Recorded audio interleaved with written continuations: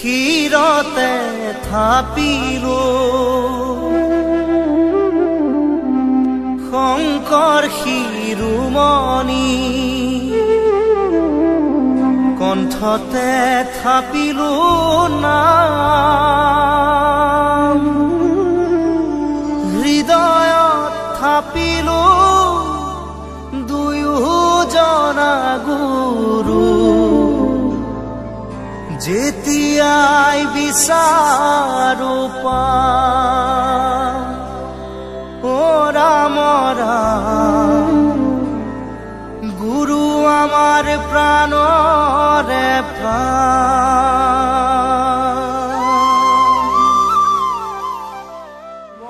এইবিলাক আমি নেদেখা সময়ৰ কথা অকণমানলৈ ছাইড কৰি থৈছোঁ কিন্তু এই কাৰণেই আমি অকণমান চিন্তা কৰিলোঁ কাৰণ সেইখিনি দ্ৰব্য মানুহৰ বাবে নহয়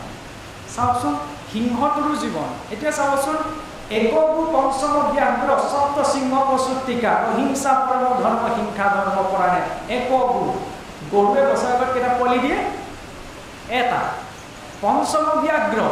বাঘে কেইটা দিয়ে পাঁচটা সপ্ত সিংহ প্ৰচুতিকা সিংহ কেইটা দিয়ে সাতটা দিয়ে সংখ্যা এতিয়া কাৰ বেছি সিংহৰ বেছি নে বাঘৰ বেছি নে গৰুৰ বেছি নিশ্চয়কৈ গাঁৱৰ আজিকালি বাৰু পোহা কম হৈছে হ'লেও গৰুৰ সংখ্যা বেছি সকলোৰে গৃহত সিংহ বাঘ নোপোহে জংঘলতো সিংহ বাঘতকৈও গৰুৰ সংখ্যা বেছি কিয় গৰুৱেতো বছৰেকত এটা পোৱালিহে দিয়ে কাৰণ সেই গৰু অহিংসা ধৰ্ম পৰায়ণ আৰু বাঘ সিংহ হৈছে হিংসা ধৰ্ম পৰায়ণ তেওঁলোকে সিংহ আৰু সেইসকল জীৱ সিংহ আপুনি যদি ক্ৰীম বাটাৰ লগাই যদি ঘাঁহ কেইটা দিয়ে সিংহতে নাখায় কাৰণ তাৰ গোটেই ছিষ্টেমতে ডিজাইন হৈছে মাংস খোৱাৰ বাবে দাঁতবিলাক জোঙা জোঙা পানী চেলেকি খায় আৰু সিংহৰো কিন্তু এটা বৈশিষ্ট্য আছে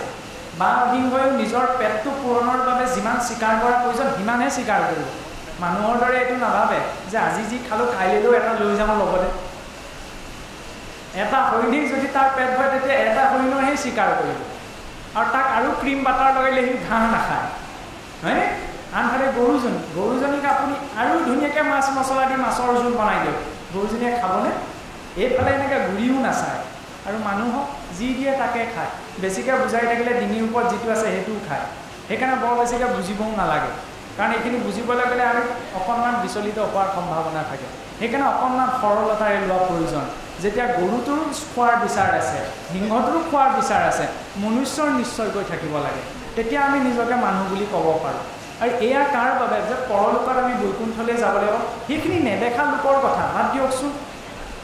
এই জীৱনটোত ভাবি চাওকচোন আপোনাৰ মোৰ ভোজনৰ বাবে অন্য জীৱ এটাক হিংসা কৰা নাই আপোনাৰ মোৰ ভোজনৰ বাবে অন্য জীৱ এটাক কষ্ট দিয়া নাই এইকণ কৃতজ্ঞতা প্ৰকৃতিৰ বাবে আমি প্ৰকাশ কৰিব পাৰোঁ আজি চাওকচোন আজিৰ পৰা হাজাৰ বছৰত প্ৰকৃতিত যিটো পৰিৱৰ্তন হোৱা নাছিল এই মনুষ্য জাতিটোৱে 100 বছৰত সেই পৰিৱৰ্তনখিনি কৰি দিলে নহ'লে চাওকচোন এতিয়া লাহেকৈ এতিয়া ঠাণ্ডাৰ আগমন ঘটিব লাগিছিল কিন্তু এতিয়াৰ দিনতো আপোনাৰ সূৰ্যৰ যিটো তাপ 100 সূৰ্য তাপ হৈব 12 সূৰ্যৰ তাৰহাৰ প্ৰকোপে লোক হৈব চাৰাধাৰ যে এটা সূৰ্যৰ তাপে এতিয়া 12টা সূৰ্যৰ তাপৰ সমান হ'বলৈ পোৱা নিচিনা গৈ আছে এইবিলাক কথা কিয় লিখিলে কাৰণ মনুষ্যই এনেকুৱা ধ্বংসাত্মক এটা জীৱ আৰু মনুষ্যই সেইকাৰণে জন্ম হওঁতে দুই প্ৰকাৰ সম্পদ লৈ জন্ম গ্ৰহণ কৰে গীতাৰ দৈবাকুৰ সম্পদ বিভাগ যুগত ভগৱন্তই কৈছে যে দৈবিক সম্পদ আৰু আসুৰিক সম্পদ এতিয়া যদি আমি দৈবিক সম্পদ অনুভৱ কৰ্ষণ কৰোঁ তেতিয়া আমি এটা দৈৱসুলভ জীৱন যাপন আপুনি মই কৰিব পাৰিম আৰু যদি আসুৰিক প্ৰবৃত্তিসমূহ আচৰণ কৰোঁ তেতিয়াহ'লে আমি এটা আসুৰিক জীৱন যাপন কৰিব পাৰিম এইটো নহয় যে আমি চাবচোন সমাজত আমি কিবা এটা কথা কওঁ ঘৰখনত যদি ল'ৰা ছোৱালী বা কোনোবাই কিবা এটা নাজানি ভুল কৰে আমি কওঁ তেওঁ নাজানি ভুল কৰিছে ক্ষমা কৰি দিয়া যাওক এইটো সমাজত প্ৰচলিত এইটো সমাজত প্ৰযোজ্য কিন্তু প্ৰকৃতিত এইটো প্ৰযোজ্য নহয় তেওঁ যদি নাজানিও ভুলটো আচৰণ কৰিছে তাক ভুগিব লাগিব জুইকুৰাত যদি কেঁচুৱা এটাই হাতখন ভৰাই দিয়ে জুইকুৰাই কি নুপুৰাকৈ থাকিব নি ঠিক তেনেদৰে মই যদি আন্ধাৰত নিজকে আত্মৰক্ষাৰ বাবেই ভুলবশতঃ এজন ব্যক্তিক অস্ত্ৰাঘাত কৰোঁ তেতিয়া আইনে মোক দণ্ডমান কৰিবই ঠিক তেনেদৰে প্ৰকৃতিৰ ব্যৱস্থাটো তেনেকুৱা কেনেকৈ বোলে এজন মানুহ আপোনাৰ ৰাস্তাইদি গৈ আছিল ধুনীয়াকৈ মানুহে ঘৰত আম পকি থকা দেখি তাৰপৰা আম যেতিয়া গছজোপাত লাগি থকা দেখিলে এতিয়া পকা আম কাৰ খাবলৈ মন নাযাব আমটো দেখাৰ লগে লগে মানুহজন লাহেকৈ গছজোপাৰ ওচৰলৈ গ'ল ইফালে সিফালে চালে মানুহ নাই তাৰ পৰা ভাগ্যক্ৰমে দেখিলে গছজোপাতে দাৰিকী এডালো আছে আৰু মানুহজনে আম পাৰিবলৈ লাগিলে যেতিয়াই মানে আম পৰাৰ শব্দ শুনিলে ভিতৰতে গৃহস্থ বহিছিল গৃহস্থ শুনিলে যে কোনোবা বাৰীত আম পাৰিবলৈ লাগিছে ওলাই আহি দেখিলে এজন ব্যক্তিয়ে আম পাৰি আছে কলিযুগৰ মানুহে বৰ বেছি ভাবি চিন্তি নাথাকে এই আম এটা কিনি খাব নোৱাৰে গোবৰ মাৰি আম চুৰ কৰি খাইছে লাহেকৈ জেওৰা পুতিডাল উঘালি পিঠিতে দুইচাত দিলেহি লগাই ঘটনাটো সিমানেই কিন্তু কথাটো হ'ল কি যেতিয়া মানুহজন ৰাস্তাটোৱেদি গৈ আছিল গৈ থাকোঁতে পটককৈ আমজোপা যে দেখিলে আমজোপা কিহেৰে দেখিলে নাকেৰে নে চকুৰে নে মুখে চকুৰে দেখিলে নহয় চকুৰে দেখিলে যে বেচাৰা চকুৰেতো খাওঁ খাওঁ বুলি ক'ব নোৱাৰে খাবলৈ কাৰ মন গ'ল নিজৰ মনটোৰ মন গ'ল কিন্তু মনটোতো যাব নোৱাৰে গ'ল কিহে ভৰিকেইটা ভৰিয়েতো আম পাৰিব নোৱাৰে পাৰিলে হাতেৰে এতিয়া খাব নোৱাৰে খালেৰে মুখে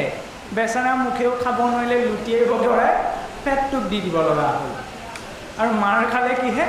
পিঠিটোৱে যাৰ কৰ্ম এতিয়া তাৰ ফল হ'ল জানো যি দেখিছিলে সি ইচ্ছা কৰা নাই যি ইচ্ছা কৰিলে সি যোৱা নাই যি গ'ল সি ফলটো পৰা নাই যি ফলটো পাৰিলে সি খোৱা নাই যি খালে সি ৰখা নাই যি ৰাখিছে সি মাৰ খোৱা নাই মাৰ খাইছে পিঠিটোৱে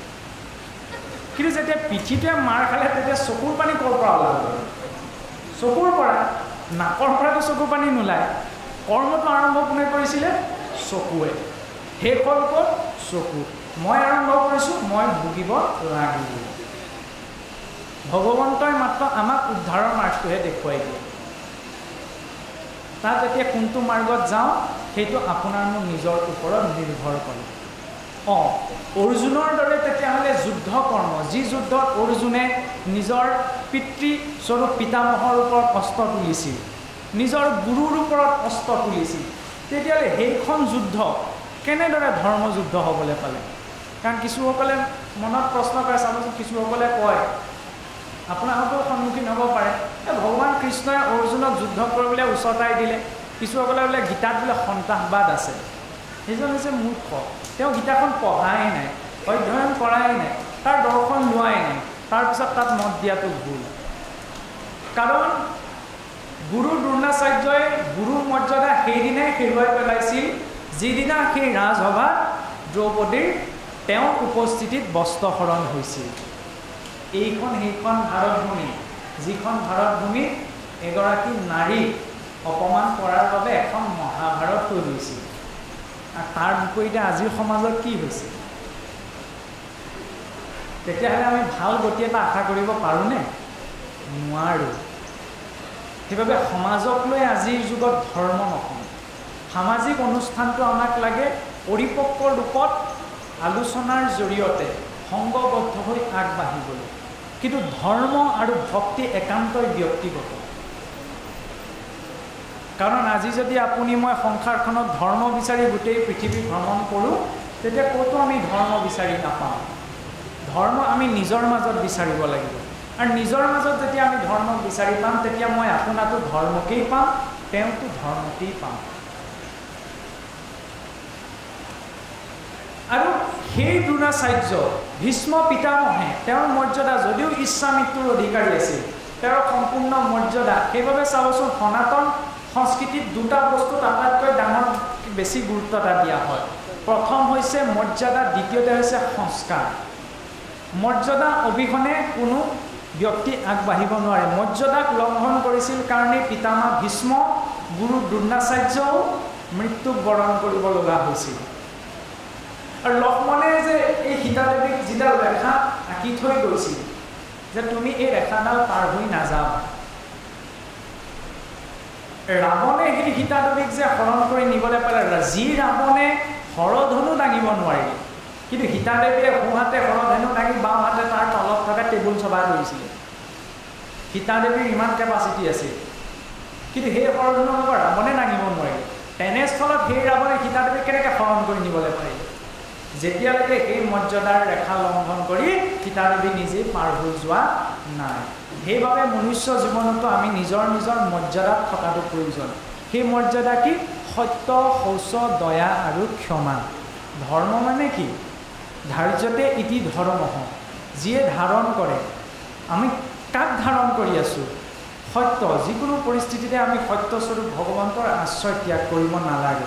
নহ'লে কি দেখা যায় অকণমান কষ্ট পালেই কণা ভগৱানটোৱে মুখে দেখিলেগে নহয় ভক্ত প্ৰহ্লাদে জীৱনত ইমান দুখ পালে চাওকচোন নিজৰ দেউতাকে ইমান কষ্ট দিলে ধেমালি কথা নাই তাকো আজিকালি ল'ৰা ছোৱালীবোৰে 24 ঘণ্টা মোবাইলেই চাই থাকে তেতিয়াও বোলে ইমানখিনি শাস্তি দিছিলে বুজিবলৈ থল এটা হ'ল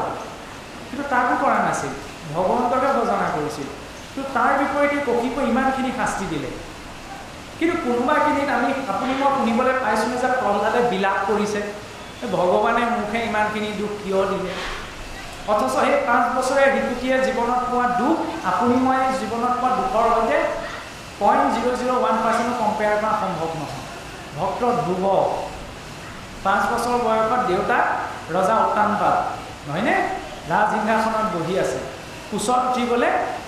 আগবাঢ়ি গৈছে ওচৰতে তেওঁৰ বৈমাতৃ সুৰুচি ৰৈ আছিল আৰু সেই সুৰুচিয়ে ধ্ৰুৱক দেউতাকৰ ওচৰত উঠিবলৈ নিদি ক'লে কি তই যে মোৰ পৰা জন্ম নহ'লি সেইকাৰণে বোলে এইটো জন্মত তই দেউতাৰ ওচৰত উঠিব নোৱাৰ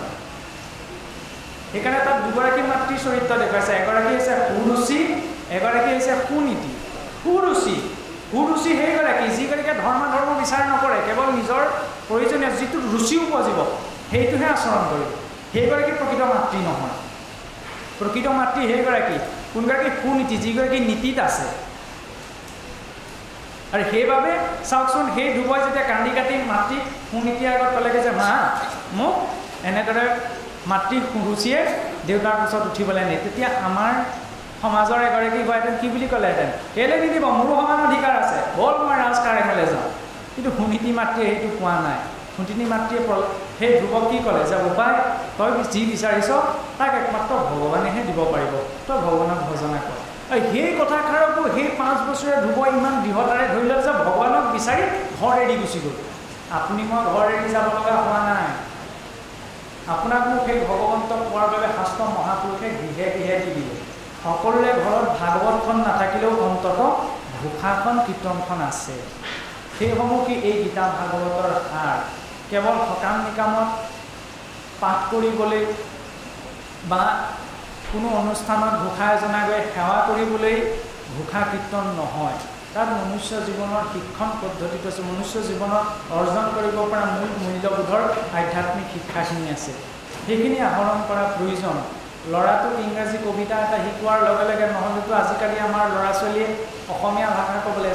চাবচোন যে ইংলিছ মিডিয়ামত পঢ়াই যে ঠিক আছে বোলে অসমীয়াত বোলে 40 পাইছে সেইটো একদম বুকু পিন্ধাই ক'ব ইংৰাজীত 100 পাইছে এইটো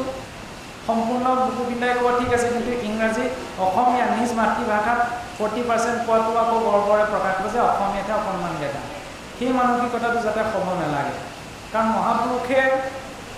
চাওক আজি আমি যি বৰগীত কেৱল আধ্যাত্মিকতাৰ আবিষ্টনীৰ মাজত ৰাখিছোঁ বৰগীত মিউজিক থেৰাপিৰ ৰূপত জাপানত ইউজ হৈছে কাৰণ বৰগীতক বুজি নাপালে বৰগীতৰ যি ৰাগ তাল মানত বন্ধা আছে সেইবিলাক ইমান সুমধুৰ যি সি মনুষ্যৰ অৱচেতন মনটো ছাবকনচিয়াছ মাইণ্ডটোক বহুত সূক্ষ্ম স্তৰত প্ৰভাৱ পেলায় আমাৰ আজি কৃষ্টিকেল আন্দোলনৰ সোণালী দিৱসৰ পূৰ্ব বিভিন্ন অনুষ্ঠানত আমাৰ অতি শ্ৰদ্ধাৰ অসমৰ খ্যাতনামা গীতা ব্যাখ্যাকাৰ শ্ৰীযুত মাধৱদেৱ বৰা শাস্ত্ৰী ডাঙৰীয়া তেখেতে প্ৰায় পুৱা 7 বজাতে আমাৰ মাজত আহি উপস্থিত হৈছে তেখেতে ৰাতিপুৱাই অৰ্ধৰাতি ঘূৰি আহি ইমান কষ্ট আহে ইমান দেৰি আমাৰ মাজত যি জ্ঞানৰ পোহৰ বিলালে যি আধ্যাত্মিকতা জীৱন দৰ্শনৰ যি আধ্যাত্মিকতাৰ মাজৰ ওপৰত তেখেতে আমাৰ জ্ঞান দিলে আমি কথাটো আনন্দিত আমাৰ কৃষ্টিকেল আন্দোলনৰ তৰফৰ পৰা আমি তেখেতলৈ আমি কৃতজ্ঞতা জনাইছোঁ ভক্তি ভৰা সেৱা জনাইছোঁ সঁচাই আমাৰ কৃষ্টিকেল আন্দোলন আজি আমাৰ পূব বিভিন্ন অনুষ্ঠান আমি ভাবিছোঁ খুব সুন্দৰভাৱে উদযাপন হ'ল আৰু আমি সাফল্যমণ্ডিত হ'ল বুলি এই ক্ষেত্ৰত আমি ভাবিছোঁ আৰু লগতে আমাৰ যি কৃষ্টিকেলৰ সমূহ ৰাইজে ইমান নিয়মতেৰে ইমান সুন্দৰভাৱে সহযোগ কৰিলে আমি সকলো ৰাইজলৈ এই ক্ষেত্ৰত আমি কৃতজ্ঞতা জনাইছোঁ আৰু আমি তেখেতৰ কথা ক'বই লাগিব অসমৰ বিভিন্ন জেগাত ইমান সুন্দৰভাৱে তেখেত ব্যাখ্যা কঢ়াই সমাজৰ ডক্টৰৰ লগতে আমাৰ অৰুণাচলত আমি পাৰি নেকি বুলি ভাবিছিলোঁ কিয়নো আমাৰ আমন্ত্ৰণ ব্যাখ্যা কৰিলে তেখেত সময়ত আহি উপস্থিত হ'ল পুনৰবাৰ তেখেতলৈ আমাৰ ফালৰ পৰা আন্তৰিক ধন্যবাদ জনাইছোঁ আৰু আশা ৰাখিছোঁ অনাগত সময়ত আমি এনেদৰে আমাৰ কাৰ্যসূচী চলাই যাম পুনৰবাৰ তেখেতক আমি হয়তো আকৌ এই অনুষ্ঠানত আমি আমন্ত্ৰণ জনাম তেখেতসকল আমাৰ আমন্ত্ৰণ নিশ্চয় ৰক্ষা কৰিব আৰু পুনৰ ভৱিষ্যতেও আমি এনেধৰণে আমাৰ জীৱন দৰ্শন যি ভাগ দেখুৱাল আমাৰ জীৱনত কি কৰিব হৈছে আমাৰ কৰ্ম কি সুন্দৰভাৱে আমি প্ৰায় 4 ঘণ্টা সময় তেখেতৰ পৰা সেইখিনি জ্ঞান লাভ কৰি গতিকে আমি সকলো উপকৃত বুলি ভাবিছোঁ আৰু আজি এই শুভ অভিনন্দন অনুষ্ঠানৰ ইমানতে আমি আজি সামৰণি মাৰিছোঁ।